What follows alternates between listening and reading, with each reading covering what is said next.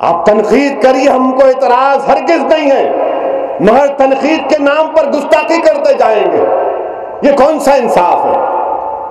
عزیزان ملت اسلامیہ، ہم کو اسلام جو ملا مسلمانوں یاد رکھو، یہ اسلام ہم کو کوئی بادشاہوں کے محلوں سے نہیں ملا، سبزاروں اور گلزاروں سے اسلام ہم کو نہیں ملا نوجوانوں، یہ اسلام ہم کو بدر و حنین کے جاں بازوں سے ملا۔ یہ دین اسلام کی بنیادوں میں آل رسول کا خون ہے۔ اس دین کی سربلندی کے لیے عباس علمبردار کو اپنا بازو قربان کرنا پڑا۔ نوجوانوں، اس دین کی سربلندی کے لیے فاروق اعظم، عثمان غنی، حضرت علی کو اپنے جان کے نذرانے پیش کرنا پڑا۔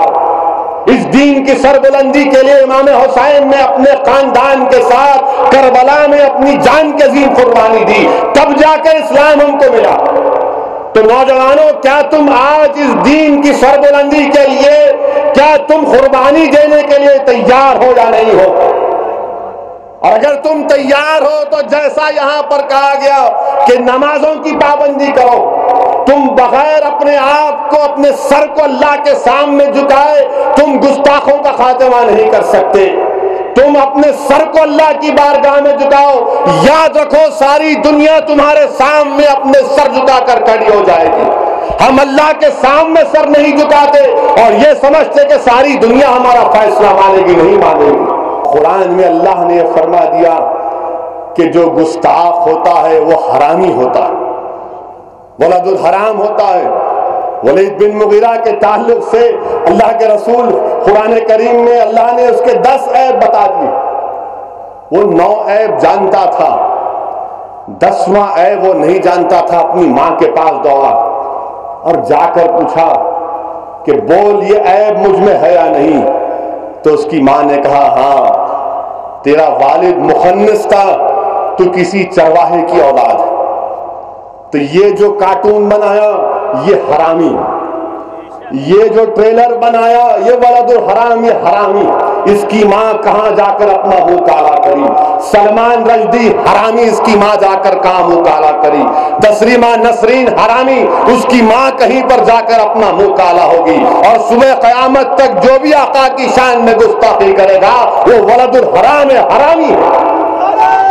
اور ہم کو اس بات کو کہنے کا ہمارے کو کوئی نہیں ہے، ہم کہتے رہیں گے کہ حرامی ہے، یہ بھی ہمارا فریڈم آف ایکسپریشن ہے، ہمارا فریڈم آف ایکسپریشن ہے، یہ تم کیسے روک سکتے ہم کو؟ بہرحال عزیزان ملت اسلامیہ، جو علماء کرام نے اپنے بصیرت افروز خطابات کے ذریعے آپ کو جو پیغام دیا اس پر عمل کریے، متحد رہیے، اور میری اللہ سے دعا ہے کہ اللہ سبحانہ و تعالی ہم تمام کے یہاں پر جمع ہونے کو قبول فرمائے۔ اللہ سبحانہ و تعالی آج ہم نے اپنے رسول کی عظمت کے لیے یہاں پر جمع ہوئے، اللہ حشر کے میدان میں بھی ہم تمام کی سرکار دو عالم صلی اللہ علیہ وسلم کے صدقے میں ہماری لاز رکھے۔ وآخر الدعوان الحمدللہ رب العالمین۔ مولانا عبدالقوی ناظم ادارہ اشرف العلوم نے کہا کہ گستاخانہ فلم منظم سازش ہے، اس سے مسلمانوں کو ہوشیار رہنے کی ضرورت ہے۔ انہوں نے کہا کہ مغرب کی خود ساختہ مہذب قومیں کتوں بلیوں کو انصاف دلانے عدالت کو پہنچ جاتی ہیں، لیکن اس طرح کی گستاخانہ اور مجرمانہ حرکتوں پر خاموشی اختیار کیے ہوئے ہیں۔ مولانا محمد حسام الدین ثانی جعفر پاشا نے کہا کہ گستاخیوں کے ذریعے دنیا مسلمانوں کے ایمان کے پیمانے کو ناپ رہی ہے۔ ایسی صورتحال میں مسلمان بیدار ہو جائیں، شریعت کے ساتھ رشتے کو مضبوط کریں، نمازوں کے پابند ہو جائیں، پھر زبانی دعوے سے کام لینے کے بجائے اپنی زندگیوں میں اسلام کو جاری و ساری کریں۔ مولانا صفی احمد مدنی نے کہا کہ آزادی فکر کے نام پر مغربی دنیا برائیوں کو عام کر رہی ہے، کیونکہ مغربی تہذیب میں اخلاق و کردار نہیں پایا جاتا۔ تیلگو دیشم کے سابق رکن راجیہ سبھا لال جان پاشا نے کہا کہ ہندوستان میں مختلف سیاسی جماعتوں نے وزیر اعظم کو متوجہ کر کے ہی مذہبی دل آزاری کو ختم کرنے کا مطالبہ کیا۔ اسی طرح حکومت ہند کے ذریعے اقوام متحدہ پر دباؤ ڈالنے کی ضرورت ہے۔ کانگریسی قائد محمد علی شبیر نے اپنے خطاب میں کہا کہ حضور اکرم صلی اللہ علیہ وسلم امن محبت کے سراپا علمبردار ہیں، تمام مسلمان آپ کی محبت کے بغیر کامیابی حاصل نہیں کر سکتے۔ انہوں نے کہا کہ ہم پہلے مسلمان ہیں، جہاں تک سیاسی وابستگیوں کا تعلق ہے ان کی ثانوی حیثیت ہے۔ انہوں نے کہا کہ دارالسلام میں تمام مسالک اور جماعتوں کے نمائندوں کا ایک پلیٹ فارم پر جمع ہونا اس بات کا ثبوت ہے کہ ہم اپنے نبی سے کتنی محبت رکھتے ہیں۔ TRS لیڈر محمود علی نے کہا کہ شان رسالت میں گستاخی پر دنیا بھر میں احتجاج کے باوجود 56 اسلامی ممالک خاموش ہیں جو کہ امریکہ سے اپنے سفارتی تعلقات منقطع نہیں کرنا چاہتے۔ انہوں نے آپس میں اتحاد برقرار رکھنے کی اپیل کی۔ وائسار کانگریس پارٹی کے لیڈر عبد الرحمان الطاس نے کہا کہ حضور اکرم کی ذات پاک وہ ہے جن پر اللہ اور اس کے ملائکہ درود بھیجتے ہیں۔ آپ کی شان میں گستاخی پر مسلمان خاموش نہیں رہ سکتے۔ رحیم الدین انصاری معتمد دارالعلوم حیدرآباد نے جب جلسے عام میں قرارداد پیش کی تو دارالسلام کا وسیع میدان نعرہ تکبیر اللہ اکبر اور نعرہ رسالت یا رسول اللہ کی آوازوں سے گونج اٹھا۔ جلسے سے مولانا سید شاہ اعظم علی صوفی، مولانا قبول بادشاہ شتاری، مولانا ابرار، امیر امارات ملت اسلامیہ مولانا سید شاہ جمال الرحمان مفتاحی، مولانا نصرت المجتہدی اور مولانا تقی رضا عابدی نے بھی خطاب کیا۔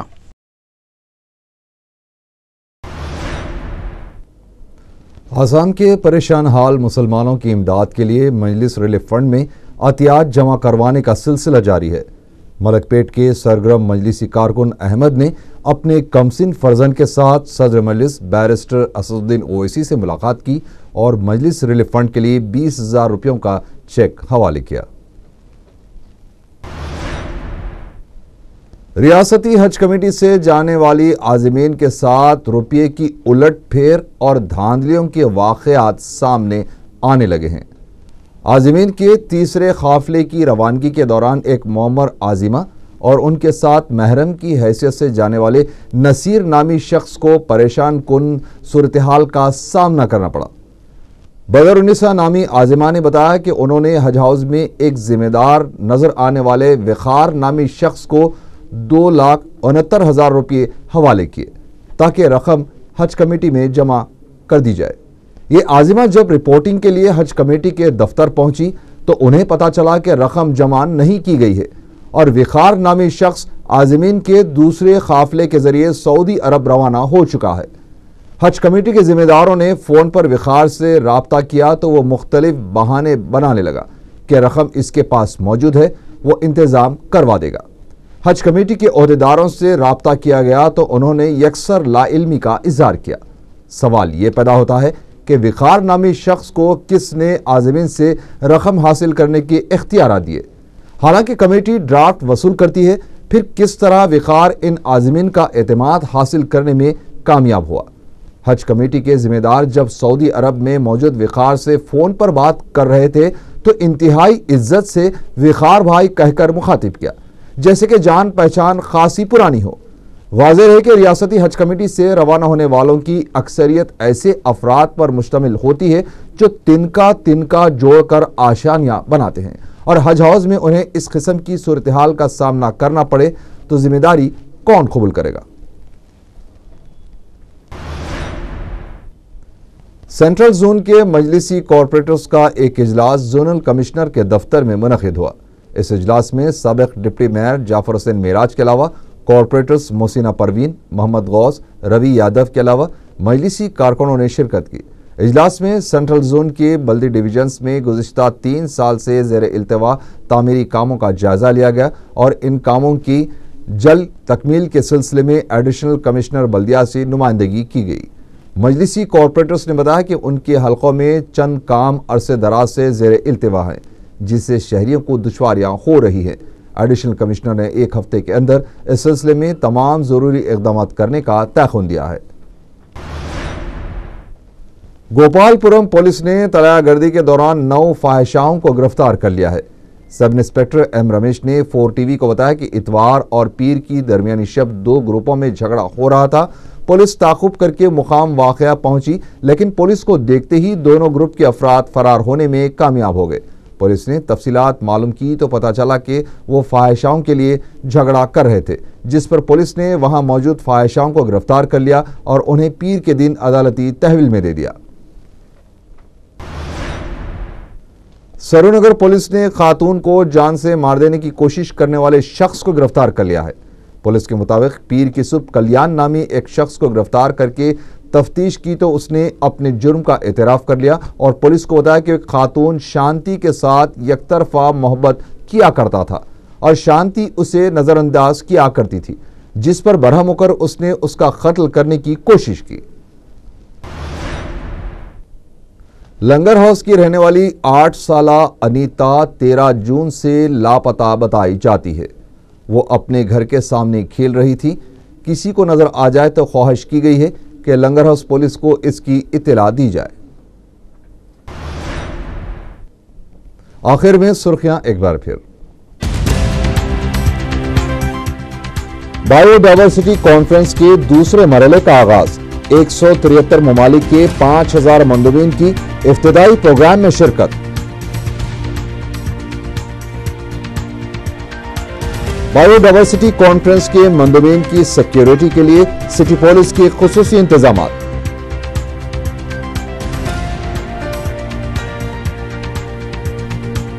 ریاستی حکومت کوما میں تلگو دیشم لیڈر کے شیوا پرساد کا ریمارک۔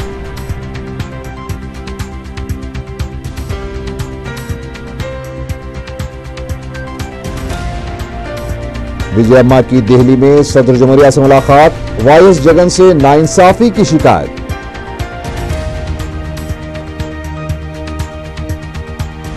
اور گستاخیوں کو روکنے کے لیے عالمی قوانین بنانے کا حیدرآباد کے مسلمانوں نے کیا اقوام متحدہ سے مطالبہ۔